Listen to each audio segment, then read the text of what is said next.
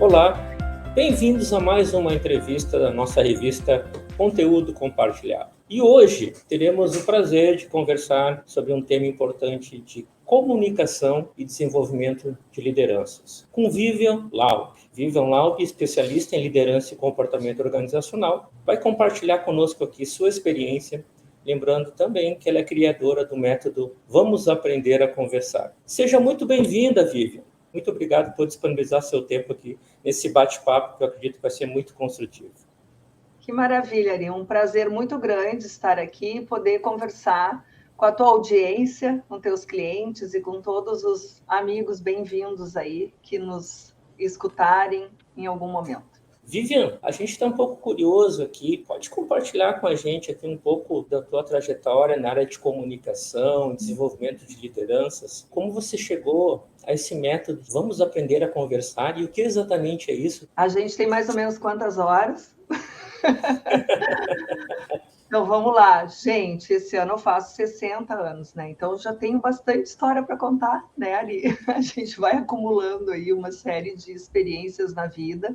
Minha formação é relações públicas, né? Eu sempre busquei e atuei e trabalhei, sou empreendedora há mais de 30 anos numa empresa de assessoria de comunicação. Vim me desenvolvendo também, obviamente, né, com várias formações, sendo, então, uma delas a pós-graduação em liderança e comportamento organizacional.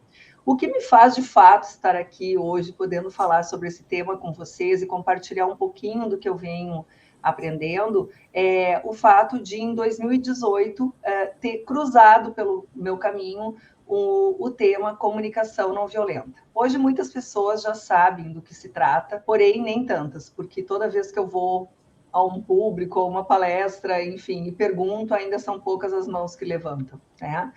Então, para mim também esse era um tema desconhecido, e quando eu comecei a ler o livro Comunicação Não Violenta, do Marshall Rosenberg, eu me deparei com uma possibilidade da gente ter conversas muito mais claras, assertivas, cuidadosas. Eu entendi, de fato, como deveriam ser as nossas conversas. Fui buscar uma especialização nesse tema, fiz 2 imersões em São Paulo, na Uniluz, com um formador que estudou com Marshall Rosenberg. No caso, esse meu formador, Sven Frelick, é um alemão, mora no Brasil há mais de 20 anos, e ele faz esse formato de curso em imersão na Uniluz, em Nazaré Paulista, que é uma mudança assim, muito grande de paradigma para a gente, né? Quando participa, a gente aprende demais sobre várias questões no nosso comportamento, das nossas relações, enfim, sempre com a comunicação como pano de fundo.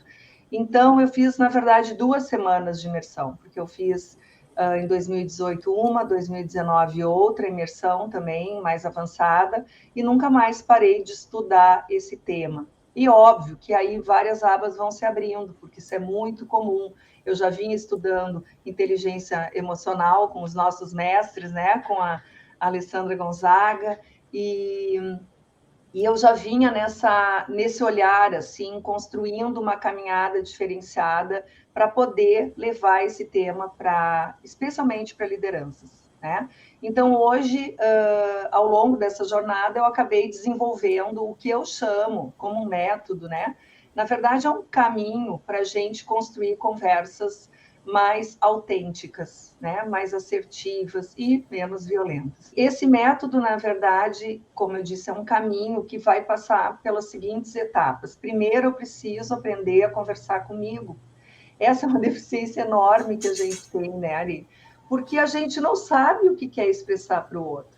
Na nossa conversa, a gente normalmente culpa o outro de algo, então, quando a gente vai conversar, a gente vai para consertar o outro.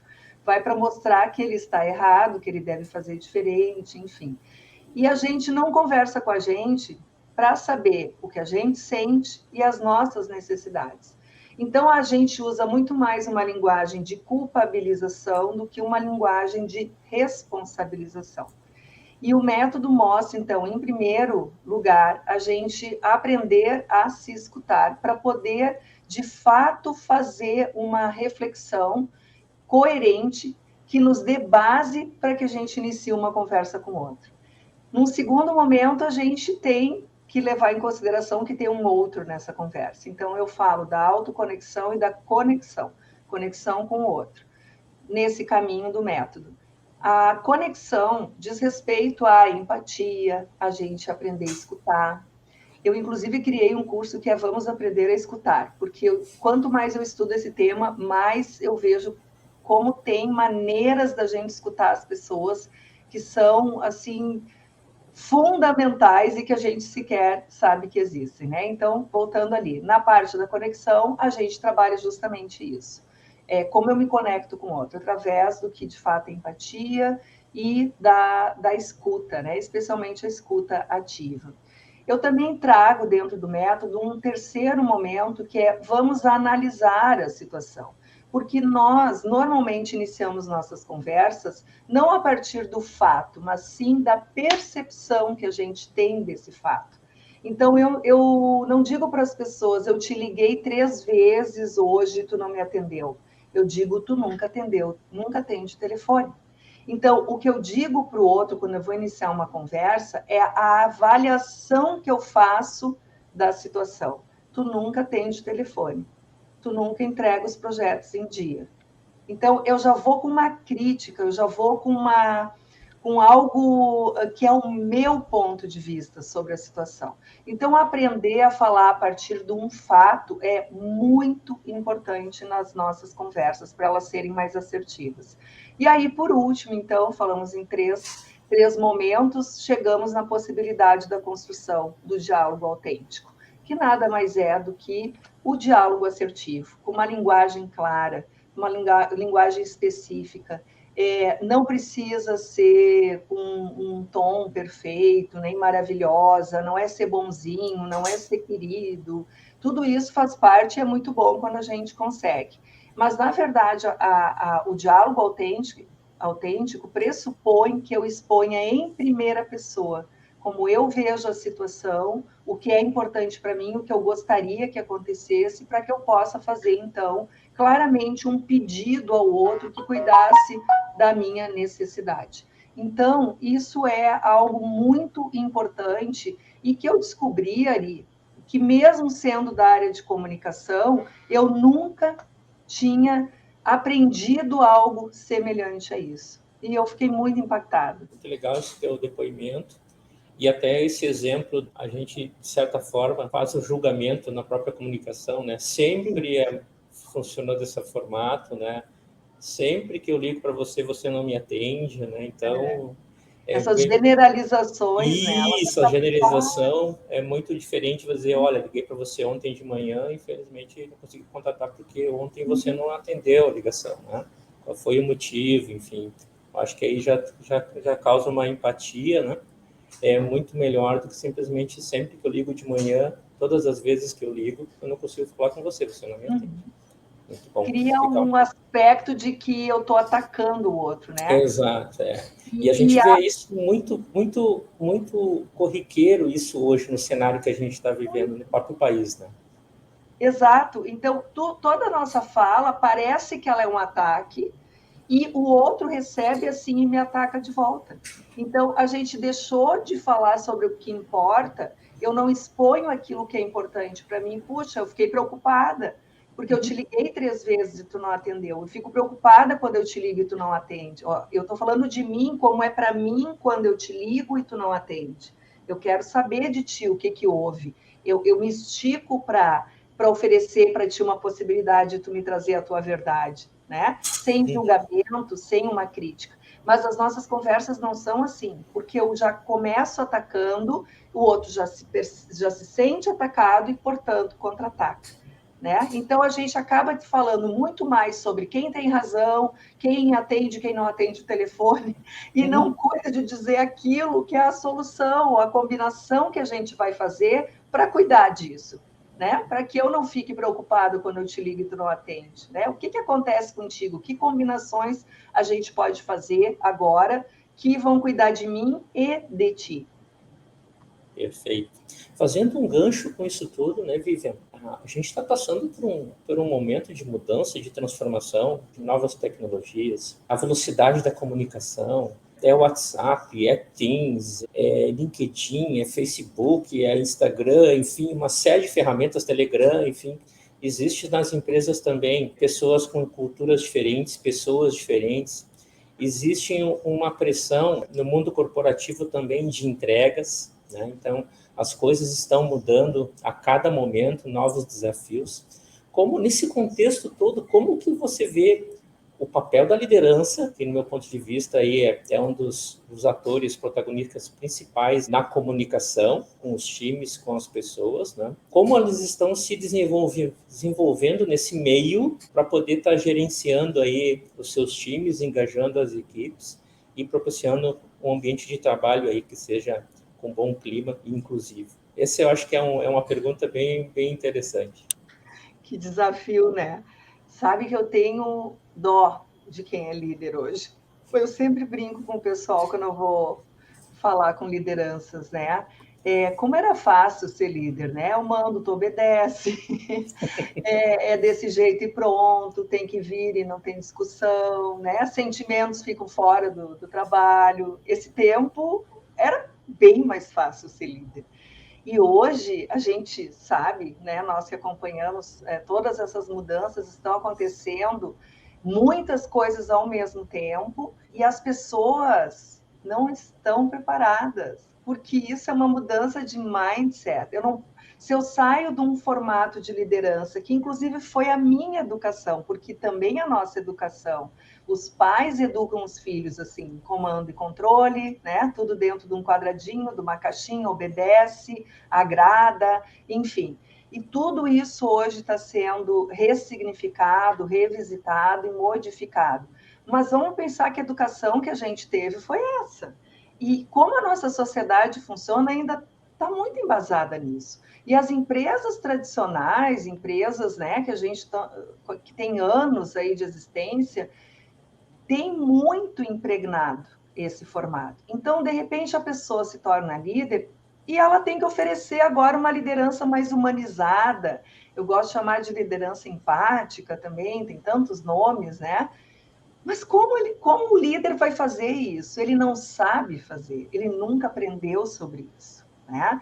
Então, eu acho que é fundamental que as empresas olhem para essa pessoa que está nessa função de líder hoje e cuidem muito de capacitar essas pessoas. Elas precisam de muitas ferramentas para que elas consigam, de fato, ser essa nova liderança, né? Então, elas precisam de apoio, precisam também ter interesse. Eu vejo muitas pessoas ainda arraigadas, né, nesse sistema, nesse formato antigo. É muito difícil.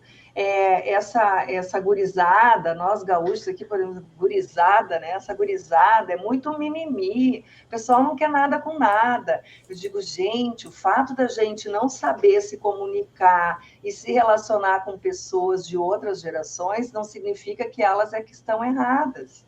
Pode ser que a gente não esteja alcançando, né, um diálogo que funcione para esse perfil, né, de trabalhador, enfim. Então, eu acho que precisa muito conhecimento, isso é muito sério, essas pessoas precisam de muito respaldo, e a base para mim hoje da liderança é aprender a ser facilitador, a facilitar os processos. Ora, se eu vou facilitar, eu não vou complicar. Então, para facilitar, eu também preciso entender como me comunicar com todo o meu grupo de uma maneira que eles entendam o que eu estou falando. Se nós estamos falando de gerações diferentes, nós estamos falando de culturas diferentes, de toda essa diversidade hoje que também está sendo estimulada dentro dos ambientes de trabalho, e que maravilha. Como eu não posso falar com todos da mesma maneira? Eu preciso também compreender isso. E eu preciso especialmente estar numa intenção de fazer as coisas acontecerem da melhor maneira possível para mim e para o grupo. Eu preciso escutar meu grupo, eu preciso conhecer meu grupo, eu preciso saber o que eles pensam, como eles gostam de receber um feedback. Se eu tenho uma situação que eu preciso de apoio, eu posso oferecer esse espaço para eu receber o apoio. Eu também não preciso ter resposta para tudo. São tantas coisas, né, Ari, que estão mudando na Sim, liderança. concordo com você. Fazendo um gancho nisso, Vivian, a gente falou de metas desafiadoras, né? A gente falou de gerações diferentes e a comunicação não violenta. Como você vê a comunicação não violenta hoje, entendendo que o líder precisa saber conversar, saber escutar e saber conversar, né? Saber conversar bem. Uhum. Como que isso está sendo incorporado nas empresas, né? Uhum. De uma forma prática? A gente sabe que existem culturas, como a gente estava comentando agora, de empresas centenárias, enfim, cinquentenárias, que nasceram num formato de educação, num formato de uma cultura específica, né? Como você vê a evolução disso hoje dentro das empresas, saindo um pouco da figura lá do chefe, né? Uhum. O líder que não fazia gestão de pessoas, ele, além agora de fazer gestão das pessoas, ele tem que trabalhar muito bem a comunicação, né? Uhum. Você vê isso acontecendo, você entende que isso precisa evoluir muito mais para estar promovendo essas conversas construtivas e abertas, né? Uhum. Com os seus times, com as suas equipes, mesmo em situações aí de conflito, né? Que pode ser vice-versa, né? Como que você vê isso hoje, nessa experiência, o que você tem visto aí nas empresas que você atua? Acho bacana a gente só conceituar um pouquinho o que é a comunicação não violenta, porque nem todas as pessoas sabem do que a gente está falando. E quando eu vi pela primeira vez esse tema, eu mais me assustei e achei que ele não tivesse a ver comigo do que me interessei. Então, eu tive que quebrar uma barreira, mesmo sendo da área de comunicação, precisei passar esse título, né? Eu precisei passar por ele para enxergar o que tinha lá. Então, muito rapidamente, só para que as pessoas entendam, esse tema surge nos anos 60, quando o psicólogo Marshall Rosenberg estuda, então, sobre o que transforma as relações, por que algumas pessoas são mais compassivas e outras são mais violentas. E ele percebe que a linguagem, a comunicação, a maneira como a gente conversa, então, é a base para que isso se manifeste, né? E ele se tornou um grande mediador de conflitos em nível mundial, e deixou um legado que foi toda essa... A gente não gosta muito de dizer metodologia, a gente diz que ele sistematizou a comunicação não violenta, trazendo para nós 4 passos, basicamente. Observar o que está acontecendo, olhar para os nossos sentimentos e, com empatia, olhar e tentar descobrir os sentimentos do outro em relação a essa situação.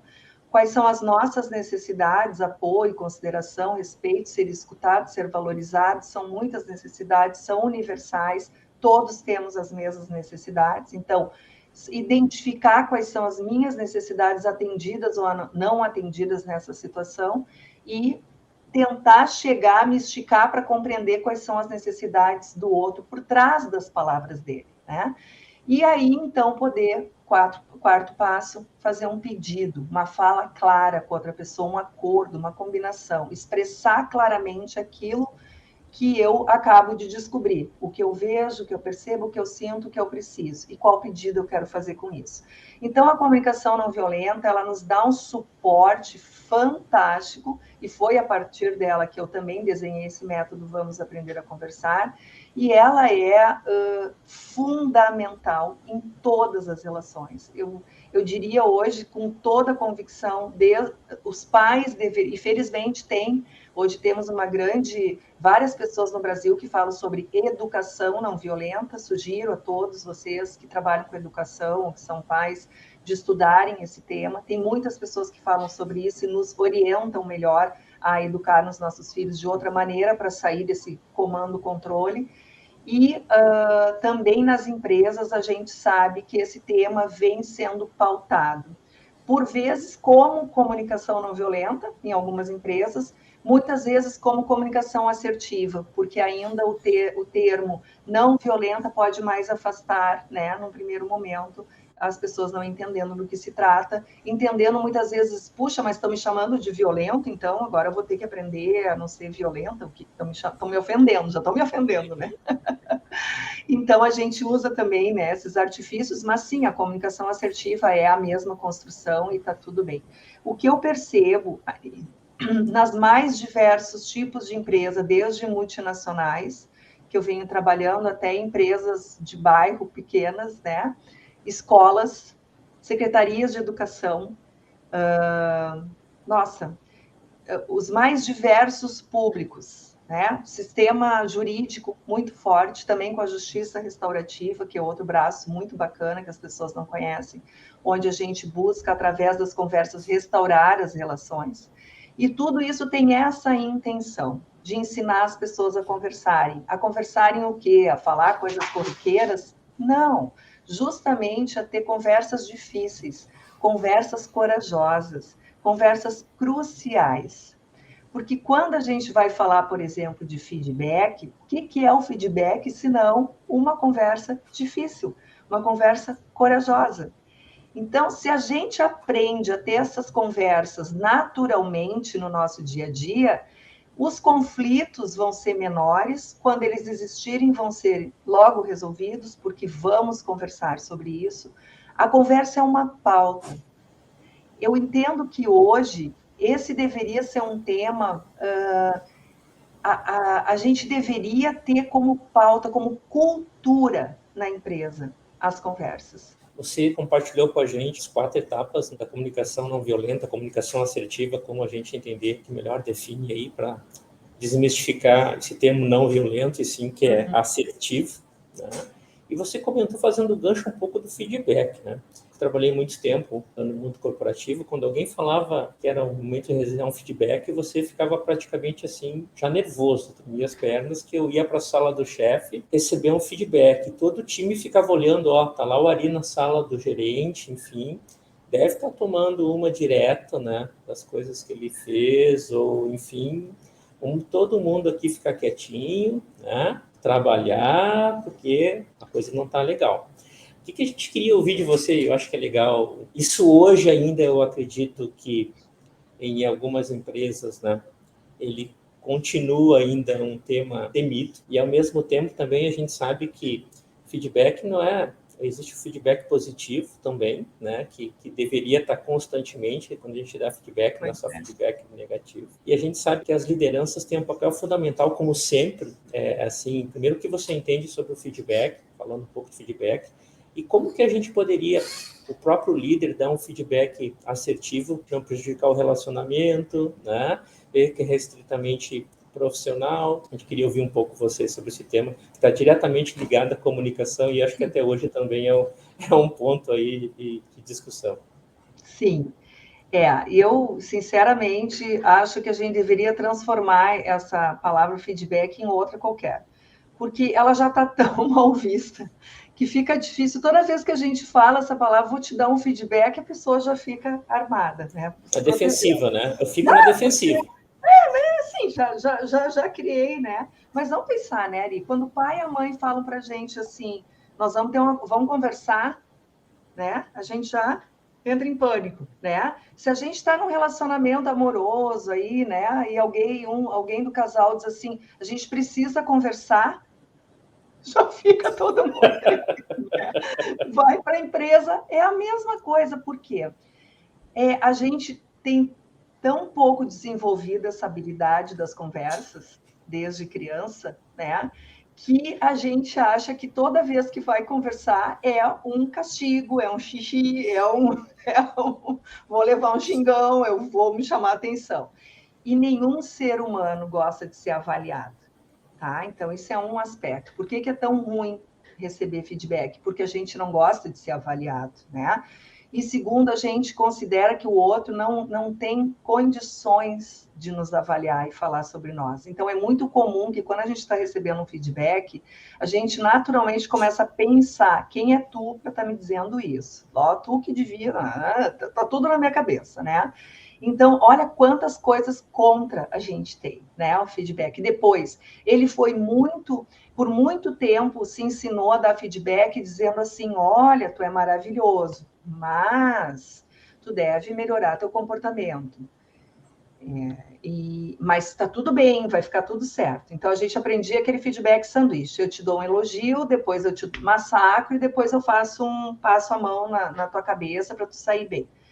Felizmente, isso já está mais que comprovado que não se deve fazer, né? Primeiro, não se elogiar e dizer algo que eu preciso dizer para a pessoa, não se deveria fazer no mesmo momento. Um momento é para eu te trazer as coisas bacanas que tu faz e vou dizer, isso é uma cultura que a gente não tem, porque a gente sempre acha que o outro faz não faz mais do que obrigação.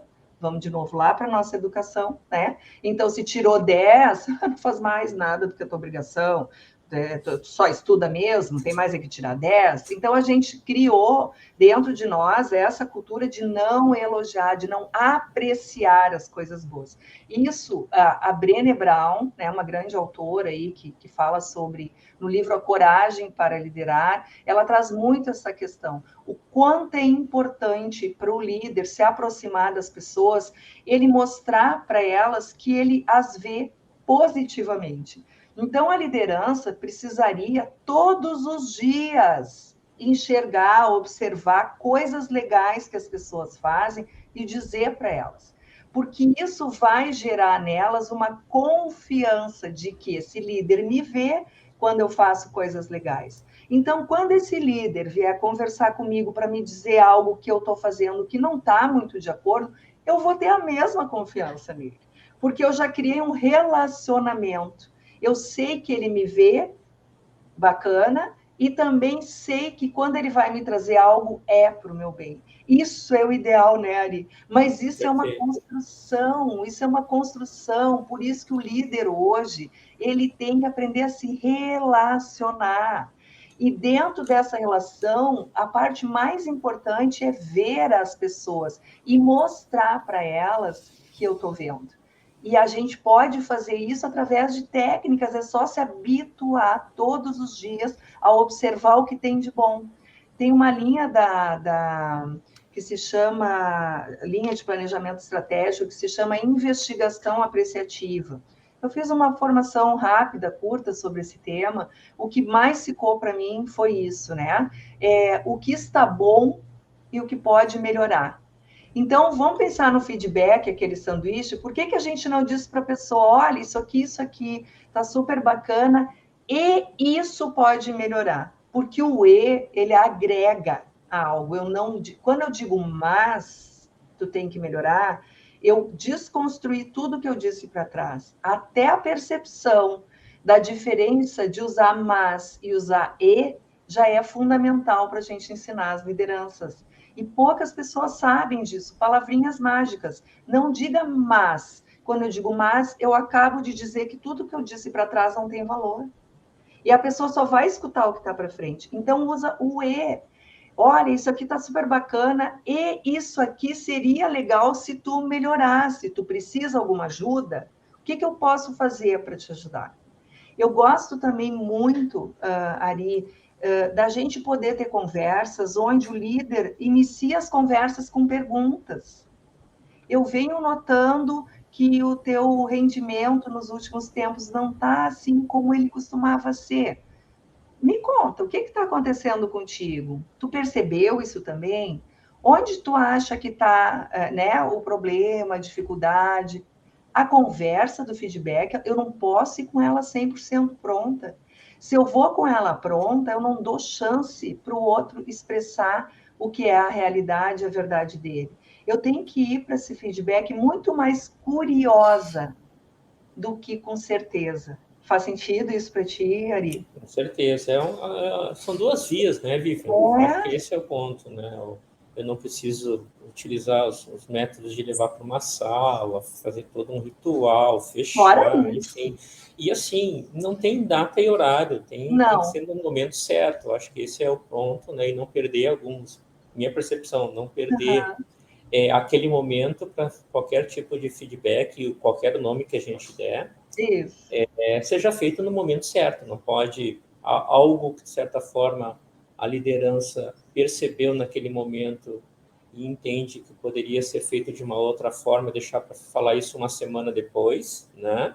Tem que ser naquele momento e com uma forma muito aí assertiva também e construtiva. Mais natural até, né? Exato, conversando exatamente. pelo corredor, olha, eu percebi tal coisa, né? Então, assim, Por que a gente não cria essa cultura nas empresas de conversar sobre tudo, de o tempo inteiro se expressar, não guardar coisinhas para daqui a um mês, né? Aí a pessoa vai lá, olha, no mês passado, nem É sei, isso. né? Isso acontece muito na avaliação, né? Quando você tem uma, Essas uma avaliação. avaliações, né? Não, mas eu tenho avaliação aqui que lá em março teve É, um. Eu percebi que teve algo que você fez, uma situação comportamental que eu. A pessoa nem lembra mais o que fez, Vivian. Então, assim, é. eu acho que tem que ser. Eu tenho minha opinião, né? Falando a Aham, opinião do Ari, que a gente tem que evoluir mais. A gente já evoluiu, algumas empresas estão mais evoluídas sobre isso. Algumas empresas com algumas ferramentas alavancam a comunicação. Vou dar um exemplo muito prático quando eu estava no uhum, mundo corporativo. A gente criou um painel de boas práticas para os times. O painel das boas práticas só tinham coisas boas, né? Reconheci um colega, a liderança reconheceu um colega, compartilhei uma situação importante de trabalho, dei um feedback para o colega, e só coisas bacanas. O que a gente estimulava? Quem percebia que o colega fez algo, ia lá e dizia que o Ari fez algo bem bacana. E uhum. assim sucessivamente.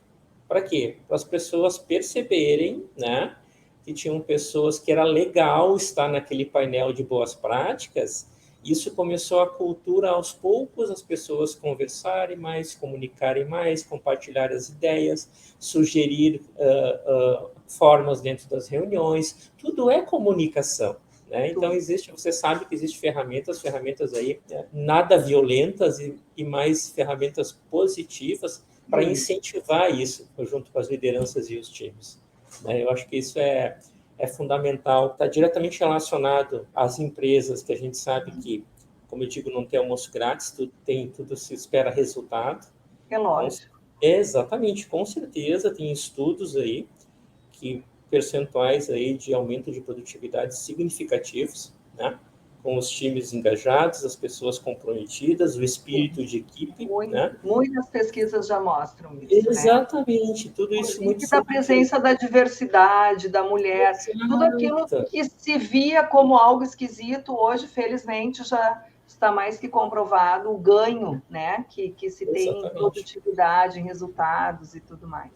exatamente, muito bom. Concordo plenamente com você quanto a esse tema do feedback, e a gente já evoluiu, tem muito para evoluir, algumas empresas ainda Sim, também.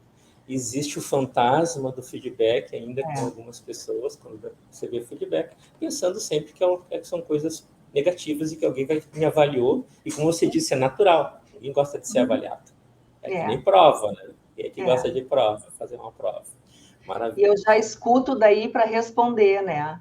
A pessoa está me trazendo e eu recebendo aquele feedback, já estou aqui pensando não em como aquilo quer contribuir com a minha vida, né? Aquela fala, mas sim como eu vou justificar, que culpado que eu vou achar para colocar agora aqui, né? Então a nossa mente ela fica focada em responder, não em compreender o que a pessoa está nos trazendo e que pode de fato nos ajudar e contribuir com a nossa vida.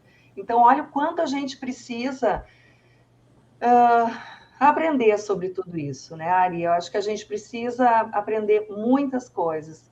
E uma coisa que eu acho muito fundamental, tem muita empresa que já está se abrindo para isso, já está fazendo as capacitações, mas eu vou dizer uma coisa para quem está nos escutando, se tu me permite, Ari. Isso é uma mudança de mindset, isso é uma mudança cultural. Nós vamos sair de um nível, de um ponto, de uma maneira de conversar baseada numa educação de certo e errado, de julgamento, de eu mando e tu obedece, de comando e controle, que está tão enraizada na sociedade patriarcal, todos esses, né, machista, tudo isso está dentro de nós. São nossos vieses cognitivos. Tudo que a gente olhar e avaliar, nós vamos buscar dentro de nós essas informações. E nós precisamos transformar isso. Então, por favor, quando vocês iniciarem um processo voltado para capacitar as lideranças, isso não pode ser 1 hora de capacitação, isso não pode ser uma vez, isso tem que ser um processo contínuo, porque as pessoas voltam para trás e se abraçam de novo nos seus hábitos, na sua mesma maneira, né, de proceder, para dar mais um passinho para frente. Então, precisa realmente compreender que para transformar e ter resultado, isso precisa estar presente no dia a dia da empresa. Tem que ser também uma cultura, uma vontade de mudar. Então, precisa mais do que só uma palestra, né? Vamos dizer assim. Perfeito. Fazendo gancho, Vivian, olha só que interessante. A gente sabe que comunicação está diretamente ligado lá no pilar de pessoas, né? A gente sempre fala de pessoas, processos e tecnologia. É isso que vive, que gira nas empresas, né? E precisa desses 3 pilares, né? Só com um desses pilares a gente não consegue operar. Se eu só tenho pessoas, não tenho processos, se eu tenho tecnologia, não tenho as pessoas para operar. E a gente sabe também, você comentou sobre transformação. E um tema de comunicação está direto relacionado também com um dos pilares da gestão da mudança, que faz a gestão dessas transformações. Né? Então, ela está dentro dos pilares, né, que a gente fala que são os elementos que a gente faz todo o acompanhamento aí de novas iniciativas, né? Um projeto de melhoria na comunicação da empresa, um projeto de implementação de uma nova ferramenta, projeto de aquisições, enfim.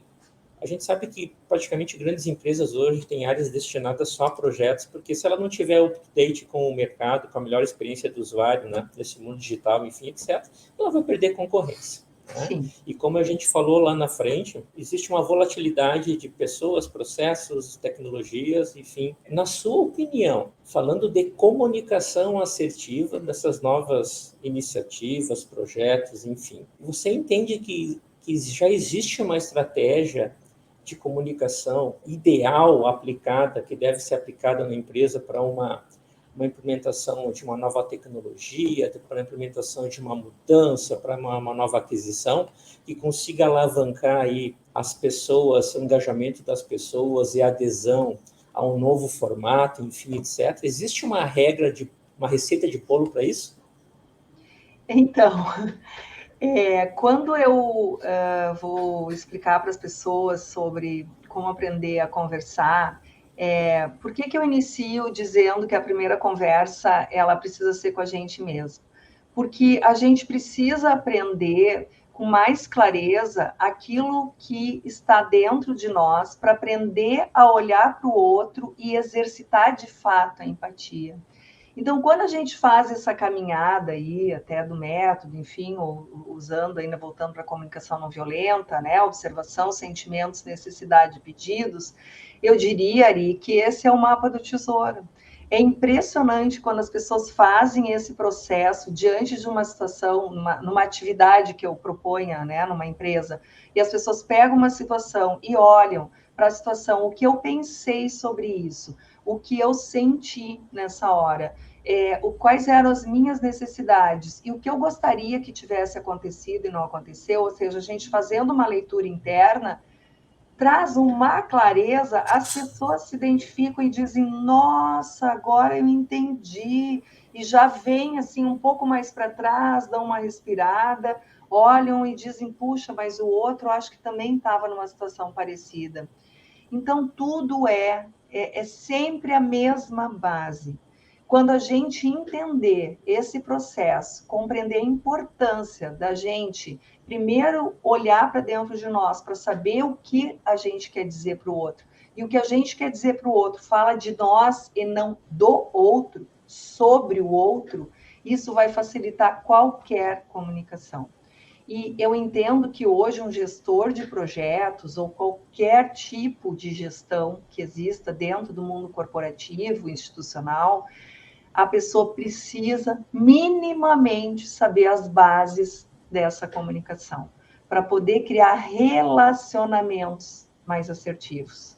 E isso é constante e tem que ser verdadeiro. Também digo sempre isso, não adianta vir com um roteirinho, se eu conversar assim, se eu falar assim, se eu der o feedback assim, vai dar certo. Não, não vai. Porque a cada momento, a cada situação, a cada pessoa que eu converso é outro ser humano, são outras necessidades minhas, dele. A gente precisa olhar para isso, para construir uma comunicação. Comunicação é conexão. Nós podemos ter uma comunicação que gera pontes com as pessoas, né? Um diálogo, ou a gente pode ter uma comunicação que constrói um muro, onde a pessoa não queira me escutar, não tem interesse em contribuir comigo. Não tem como a gente pedir engajamento e colaboração de um time se esse time não se sentir, de fato, visto, escutado, pertencente, valorizado, respeitado.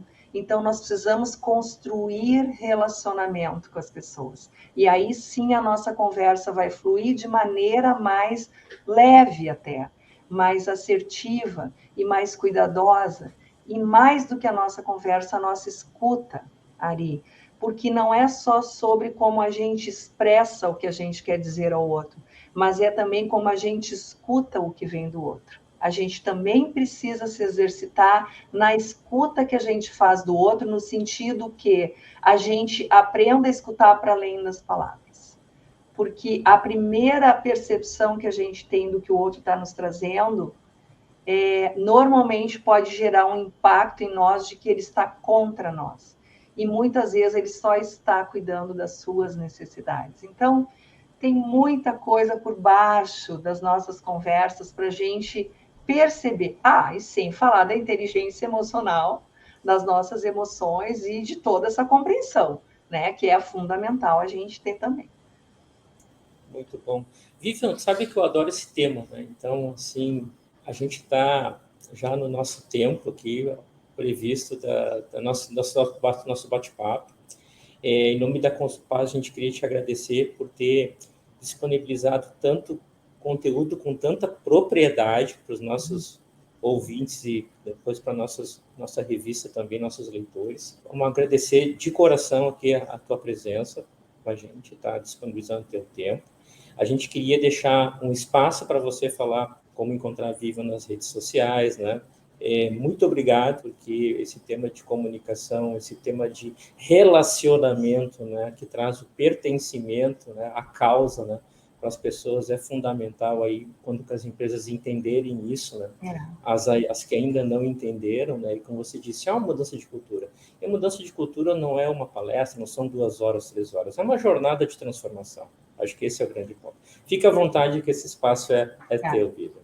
Obrigada. Então, convidar as pessoas que estão nos assistindo, né, em algum momento, para conhecer um pouco mais do meu trabalho. Eu tenho um site onde apresento várias, né, toda a minha jornada aí de trabalho, trilhas para empresas, enfim, tem conteúdos para baixar, tem blog, e tem alguns cursos abertos também que eu ofereço. Então, eventualmente, se alguém, né, não de uma empresa, mas particularmente quiser participar, também fica o convite. Vamos aprender a conversar. Meu site, vamos aprender a conversar. Meu Instagram, Vivian Laube, meu LinkedIn. Tanto no LinkedIn quanto no Instagram, eu posto muito conteúdo. As pessoas podem olhar lá o feed, tem muito conteúdo sobre tudo isso que a gente conversou. E eu fico à disposição também no meu Instagram, dá para clicar no Linktree, e ali tem, inclusive essa, né, fala vai estar lá também no Linktree, e ali vocês podem ver outros trabalhos que eu realizo, tem ali um grupo de WhatsApp, se quiserem participar, tem meu contato direto por ali também. E eu agradeço demais a oportunidade, é uma honra muito grande falar para a tua audiência, a audiência da Consulpaz, uma instituição que está aí há tantos anos no mercado e que é uma referência, né, no trabalho que realiza. Muito obrigada, de verdade, de coração também. Obrigada, Ari. Obrigado, Vivian. Grande abraço. Abraço a todos.